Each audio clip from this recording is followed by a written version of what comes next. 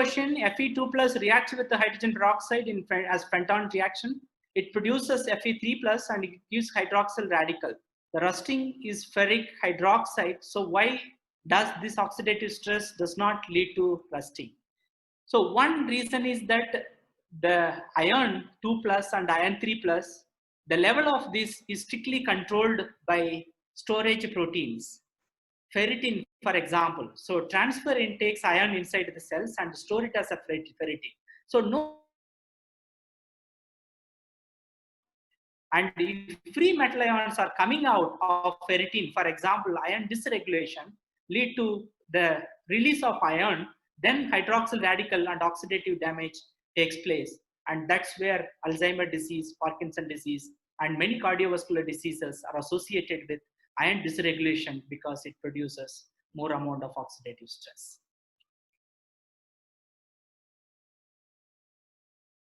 So next question is, what is the actual reason behind epsilon which act as good medicine in spite of binding covalently with the proteins?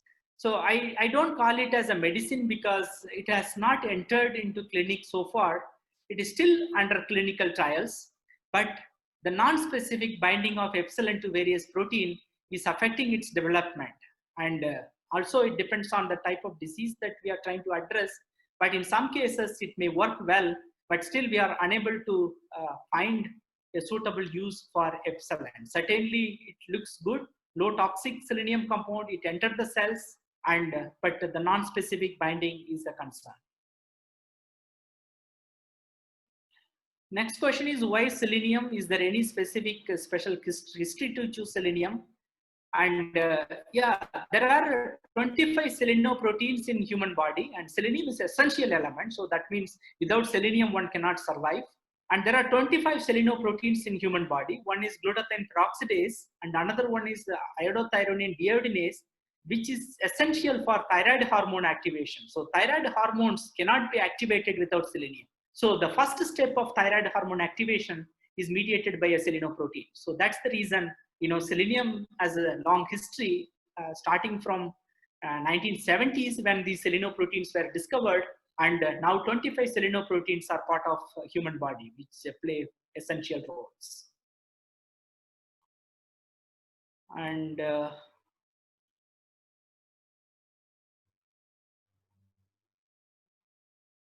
what was your motivation behind choosing V2O5?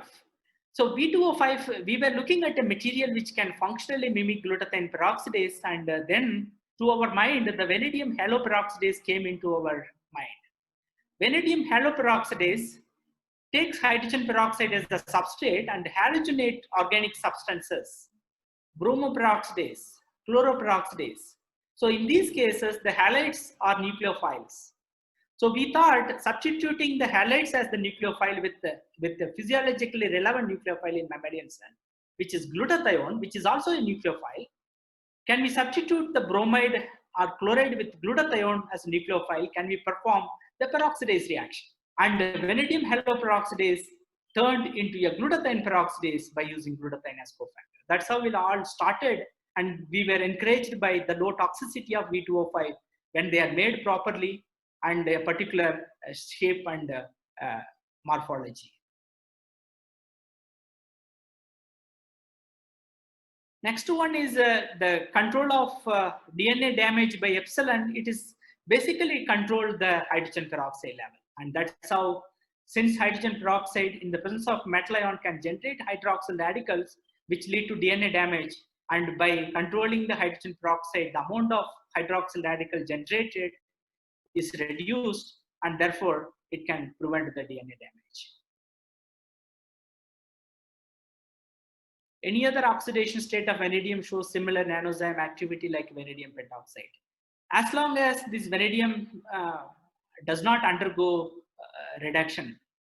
Vanadium 5 is the one that shows, vanadium 4 doesn't show because it can undergo redox reactions, and the reaction takes place on the surface where the vanadium 5 is exposed, and therefore vanadium 5 is important. Also, the stable oxidation state is important.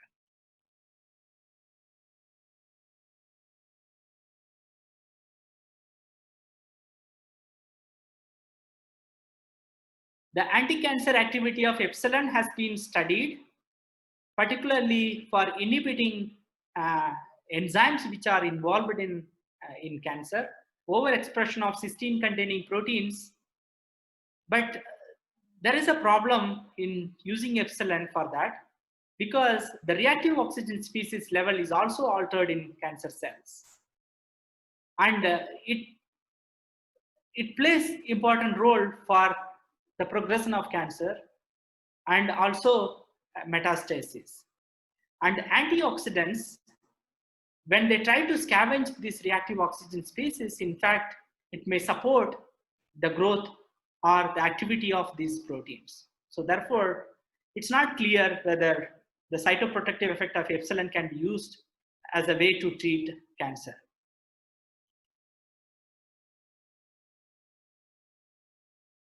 Yeah, what motivated you select V2O5? I just discussed about the vanadium haloperoxidase story and why we chose this.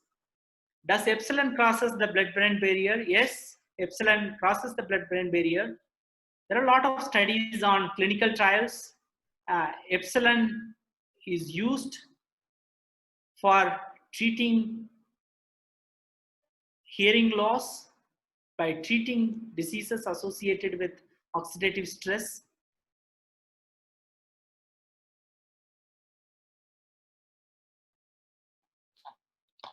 So the next question.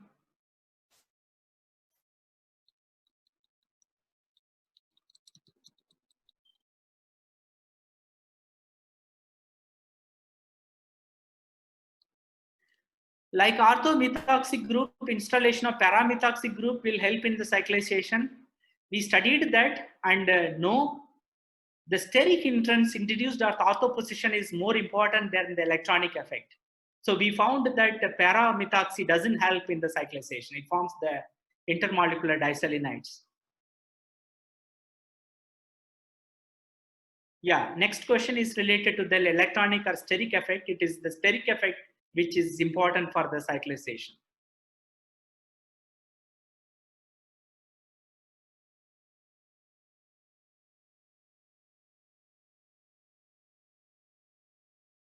I'm curious to know if epsilon and related molecules are in trials for COVID-19.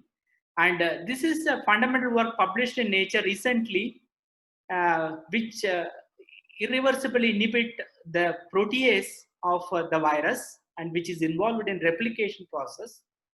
And I'm not sure about the trials yet. And after that, I see many reports. Many of them are in preprints using epsilon-like molecules, study them for the inhibition of the virus replication process. So I'm not sure whether, this, what stage they are, and, we may be able to wait. We have to wait for some more time to see if there is any development in that process. And another question is, have you tried with Fe3O4 instead of Mn3O4? Yes, we studied Fe3O4, which doesn't show this three enzyme activity, multi-enzyme activity. It's related to Mn3O4, which exists in dual oxidation state, and that's important for the activity of Mn3O4.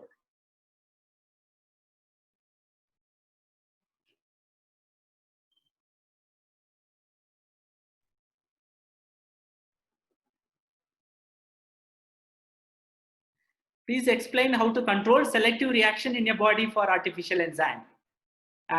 It's, as I mentioned, very challenging and very complicated. When you work in the test tube, you avoid all other type of biomolecules which are present in the cells. You take hydrogen peroxide or any other reactions that we perform in the laboratory. We look at only one specific reaction in isolated systems. But when you do this in the cells where thousands of reactions are going on, there may be cross reactivity. And it's important to do that in the cells to show that. And it's important to look at all the possible pathways of the metabolism pathway, redox regulation pathways. But ultimately, we have to check that in the animals whether it works, because many compounds work in the cells may not work in animals, in living animals. So That will be the next step to do. We already started working on it.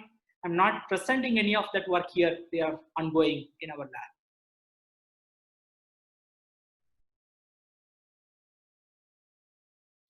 Yeah, non-heme metal complexes with hydrogen peroxide scavenging to water. I talked about the selenium compounds, which are non-heme metal complexes, which functionally mimic glutathione peroxidase. And anyone working on controlling hydrogen peroxide level in human body will probably work on either catalyst type of compounds or glutathione peroxidase type of compounds. And they have their own advantages and disadvantages. Instead of vanadium V2O5, can we use vanadium oxo-peroxo complexes containing amino acids? I showed two structures. The vanadium exists in +5 oxidation state, oxo-peroxo, but they are not good because they undergo redox reactions inside the cells. That may be true for many metal complexes, redox active metal complexes, which undergo redox reaction inside the cells by hydrogen peroxide or other peroxides, and also by glutathione.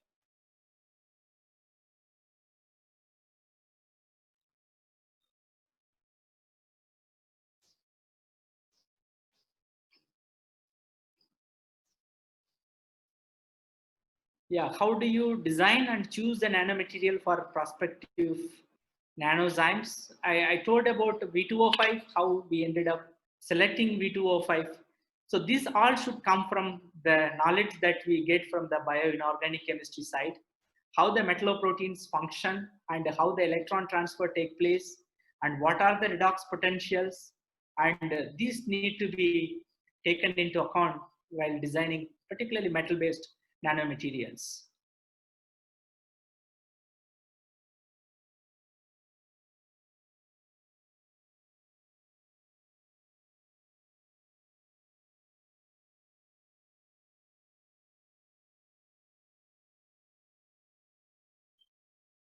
So I was curious to know about the kinetics of epsilon compared to peroxidase, how fast, and also if any comment on turnover number, stability, and in cell concentration to show sufficient activity. Epsilon is a poor mimic of glutathione peroxidase. Although it was shown as glutathione peroxidase mimetic in 1984 and thousands of papers on epsilon, the biological activities, we were the one of the first groups to show that epsilon is a poor mimetic of uh, glutathione peroxidase. 2005 JACS paper where we showed about thiol exchange reaction. That is the main reason why epsilon is not efficient. Very, very slow epsilon compared to the enzymes. And most cases, it's not the activity, but also the selectivity, which is more important when we design drugs. But in that front, also epsilon does not seem to be highly selective unless somebody finds a very specific target for epsilon.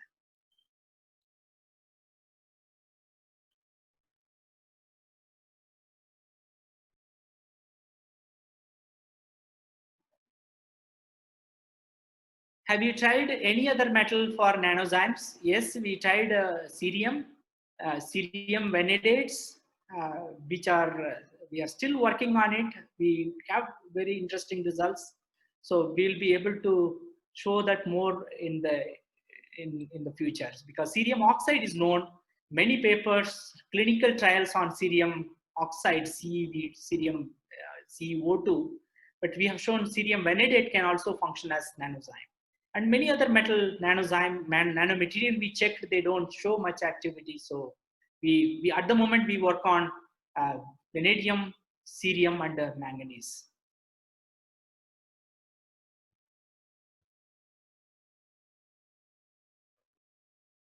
Selenium is more electrophilic than sulfur. Which one get oxidized faster with the hydrogen peroxide? It is certainly, it is more electrophilic. Selenium is more electrophilic than sulfur, but also selenium is more nucleophilic than sulfur. And what we find is that the selenolate, the selenol, which exists predominantly in the selenolate form under physiological pH 7.4, compared to the thiol, which exists still as a thiol. So therefore, selenium is more electrophilic because it exists more selenolate in physiological pH compared to a thiol which is undissociated.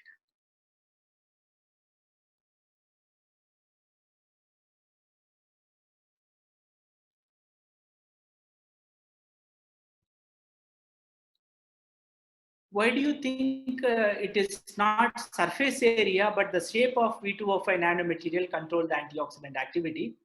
It's not just the shape. What we find is that, at least in the case of V2O5, we do not see any correlation between the activity and the surface area. The material which has high surface area shows low activity. It all depends on the atomic arrangements on the surface. That's why the morphology and the crystal facets on the material is important. And of course, the redox potential of the metals, which changes depending on the morphology. Is it possible to use nanozyme as nanomedicine in therapeutics? Yes, a lot of developments are happening in nanomedicine, and people have shown that it works well, and also they are taken up by the cells by different pathways, but how they are excreted and how do they go to specifically your particular organ, and it depends on, and metal oxide, metal based nanozymes are quite stable in biological systems. So how they are metabolized, how they are excreted, and a lot of additional studies are required. And and lot of nanozymes are, people are working on nanomedicines, but we need to wait for some more time to see how successful they are in clinic.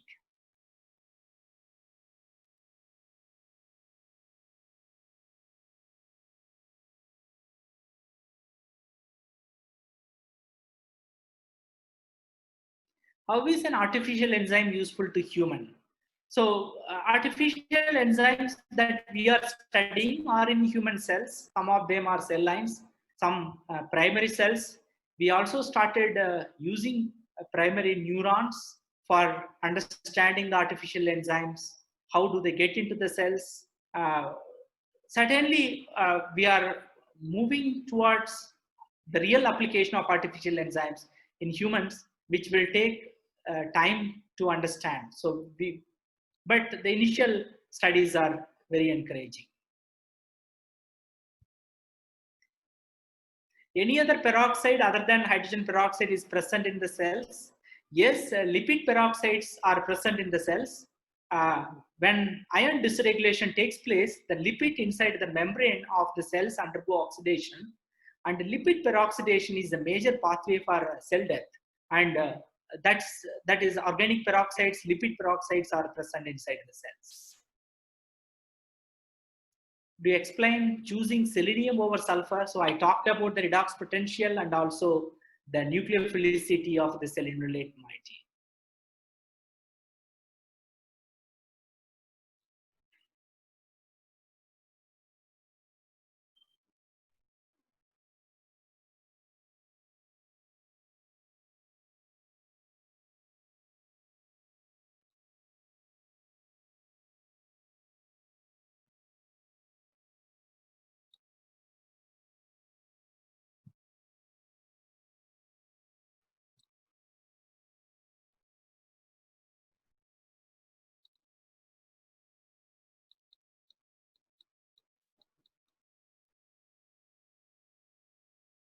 Yeah.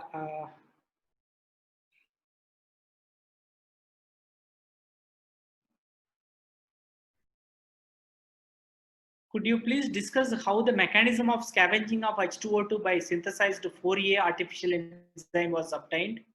So the mechanism was studied by selenium-77 NMR spectroscopy, because selenium is NMR active nuclei, so you can monitor the reaction, and you can also isolate some of the intermediate and characterize them fully. And we also used attaching a fluorescent probe to the selenium to understand the different oxidation state of the selenium during the catalytic reactions.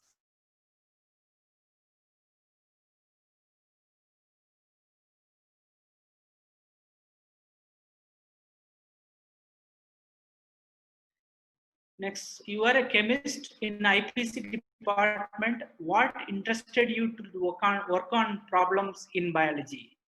So yes, I am trained as a chemist, synthetic inorganic chemist, synthetic organic chemist, and I now look myself as a chemical biologist because I think it's important to look at the biology side if we want to develop, understand the biological system, develop a synthetic molecules that can regulate biological systems. And many processes in the drug development process, what happens is that the chemists make compounds, and the biologists study them, the activity, biological activity. And when a traditional drug discovery process, we look at a specific targets and we target an enzyme. So we make small molecule as inhibitor of that particular enzymes. But now we are looking as a system biology level, looking at the whole biological processes. Instead of affecting a specific target, can we regulate the biological function? So that is now, in the chemical biology, using a small molecules, can we regulate certain biological processes or the whole biological systems? Can we regulate the function of an organ? And for that, understanding biology is important. And what I find is that I do collaborate with the biologists, but individually we have our own interest. I have certain interest in chemistry and the biologists have certain interest in biology.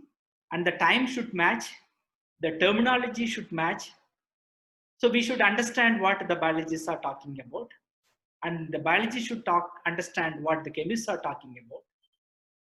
So having knowledge in biology is helping me to understand both, and working at the interface is important.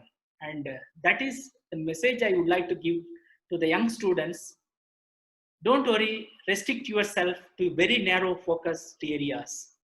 Look at what is important and have the big picture in mind when we design a compound. So that as a chemist, you want to design a compound, synthesize a compound, but I need to have where I want to apply that to and how it's going to be useful in the future, 10 years from now, 15 years from now. And for that, biology knowledge is important. So your advice to undergraduates from biology background who are interested in redox reactions to take up research in this area. So as I mentioned, look at both the chemistry and biology aspect of redox reactions. And I have shown in the case of endothelial nitric oxide synthase, how one single electron can lead to heart attack, how one single electron can lead to stroke.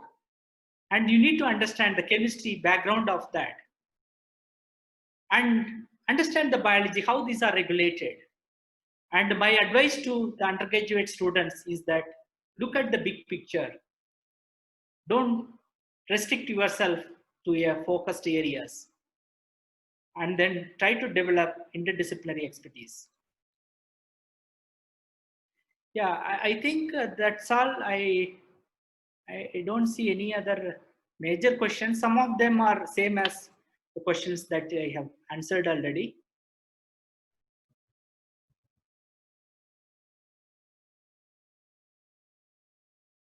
So one last question is, second one is about the solubility of Mn3O4 nanoparticle. Is it water soluble? If not, then how did you transform it to the hydrophobic to hydrophilic? So they are not soluble. Of course, nanoparticles are not soluble in water, unlike small molecules.